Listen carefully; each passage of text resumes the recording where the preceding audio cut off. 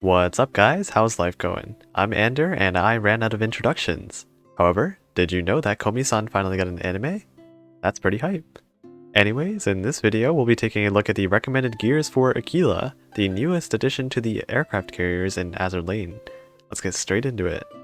Kicking things off with some Aquila gear basics, Aquila is a new super rare carrier from the Sardinia Empire, introduced in the recent Daedally and Him event.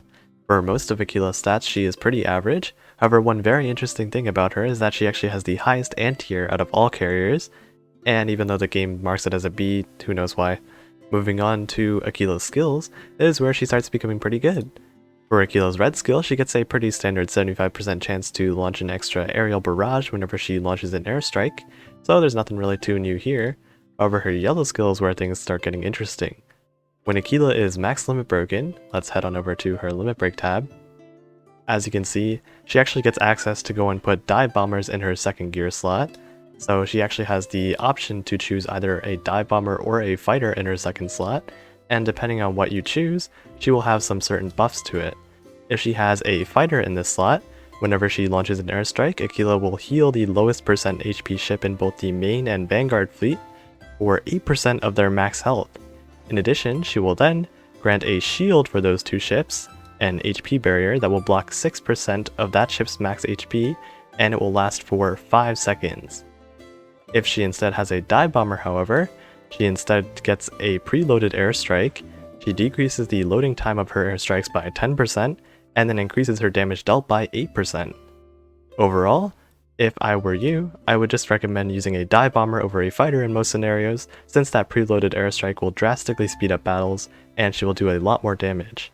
The only time where I would recommend using a fighter on her in the second slot, such as this, is if you are on a harder stage such as chapters 12 or 13, where you need more anti-air as well as more aerial superiority.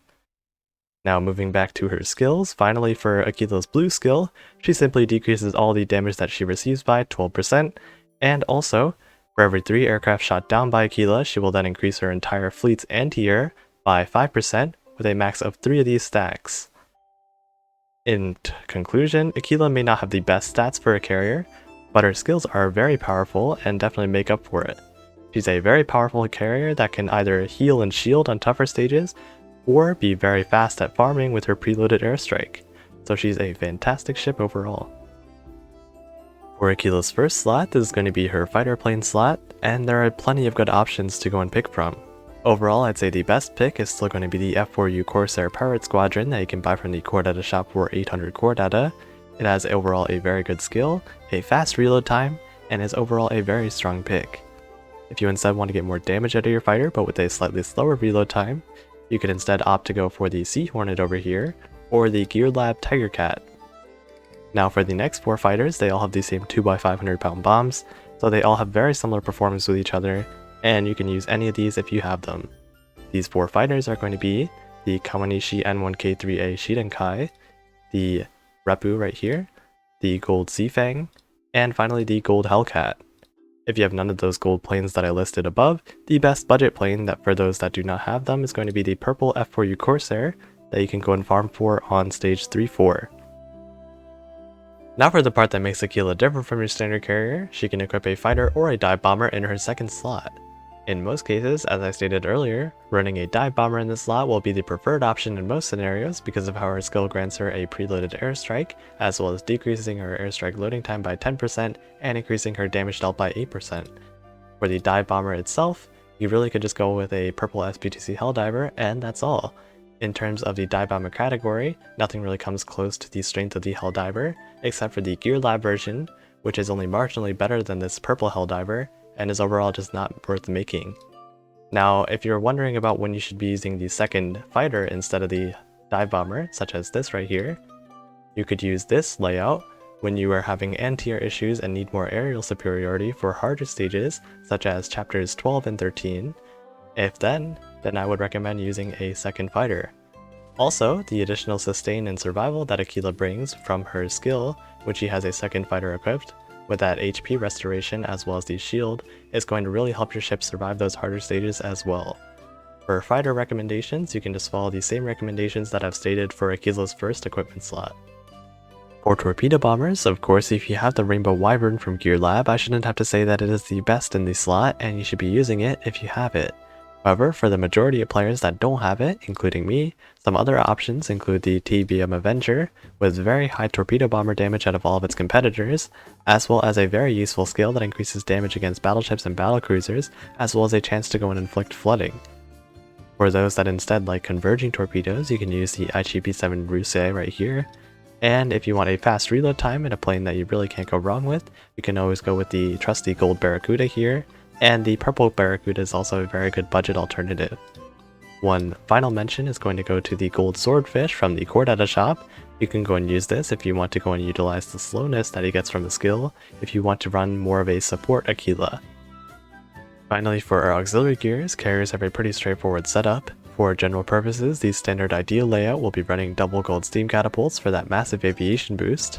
However, if you find yourself lacking in gold steam catapults, you can use some other good substitutes, such as the purple homing beacon that you can find in the Cordata shop for 500 core. It decreases the airstrike loading time by 4%, making it very useful. Some other good options include the aviation fuel that you can also buy from the Cordata shop. It makes your planes a little faster and beefier.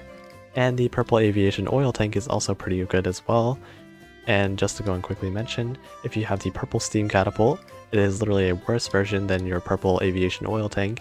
You should be using your aviation oil tank over the purple steam catapult at all times.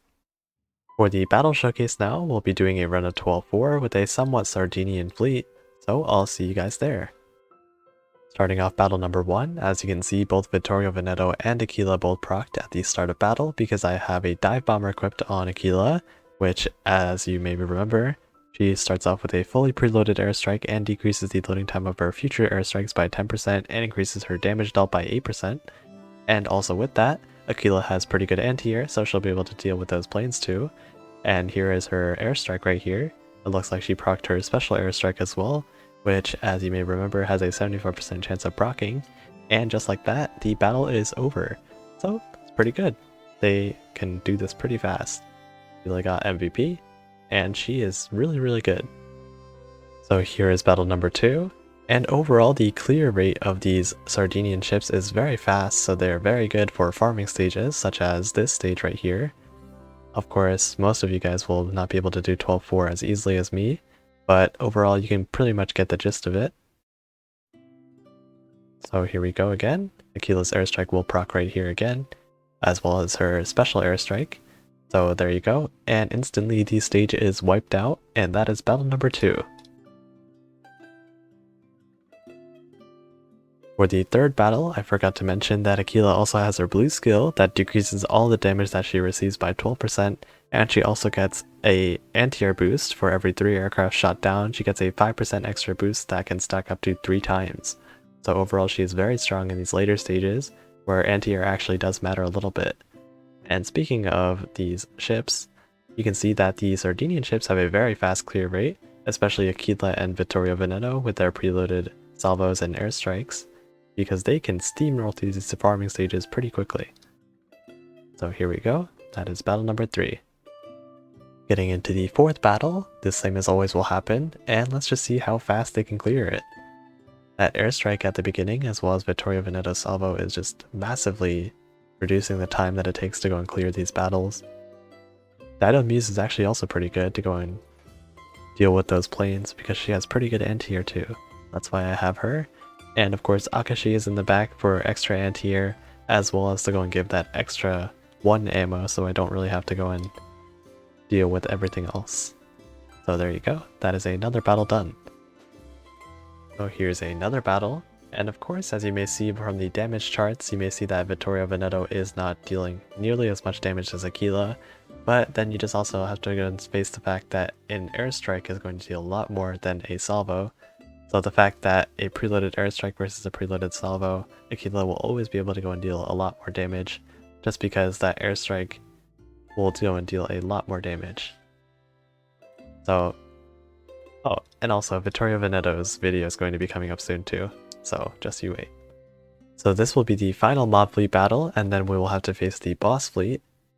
Overall, this is a really good fleet with both Aquila and Vittorio Veneto. They are both extremely strong ships, and they are a fantastic addition to this game. I'm really glad that Yostar decided to add this. Or Manju, or whoever the game developers are. Because these ships are absolutely amazing.